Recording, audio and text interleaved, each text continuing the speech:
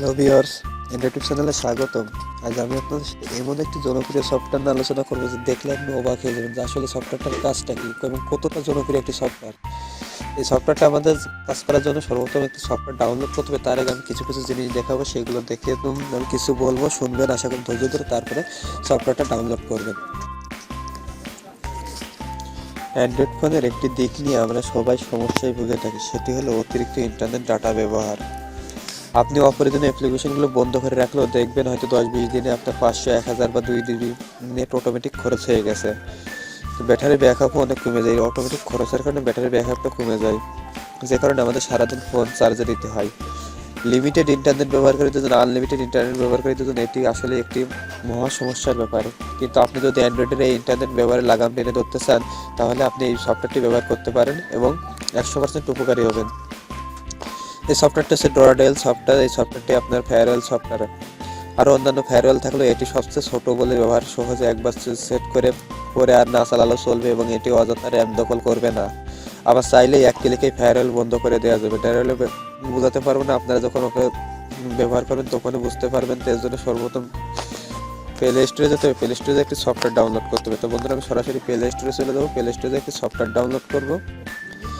হ্যাঁ, সরাসরি প্লে স্টোরে এসে ক্লিক দিলাম। প্লে স্টোরে আসার পর আপনাকে এই জায়গায় লিখতে হবে DORID, দরিদ ওয়াল। জাস্ট দরিদ ওয়াল লেখে সার্চ দিন, দেখুন চলে আসবে। বন্ধুরা একটু তো যদি দেখুন আসে নাকি, দেখা যাক। হ্যাঁ, একটু লোডিং হইতেছে। বন্ধুরা এই দেখুন চলে আসে দরিদ ওয়াল অ্যান্ড্রয়েড। তো বন্ধুরা দেখুন এই সফটওয়্যারটা আসছে দরিদ ওয়াল অ্যান্ড্রয়েড ফেয়ারওয়েল। এই সফটওয়্যারটা 1 মিলিয়ন ইউজার এটি ব্যবহার করছে, খুবই জনপ্রিয় একটি সফটওয়্যার। আমি সরাসরি ওপেন করবো। ওপেন করার পরে আমি আপনাদের দেখিয়ে দিব কিভাবে কাজগুলো করবেন। তো বন্ধুরা এই জায়গা থেকে আপনি ওয়াইফাই নেটগুলো বন্ধ রাখতেছেন না আপনার ফোনে নেটগুলো বন্ধ রাখতেছেন, এটা একটু দেখে নিন।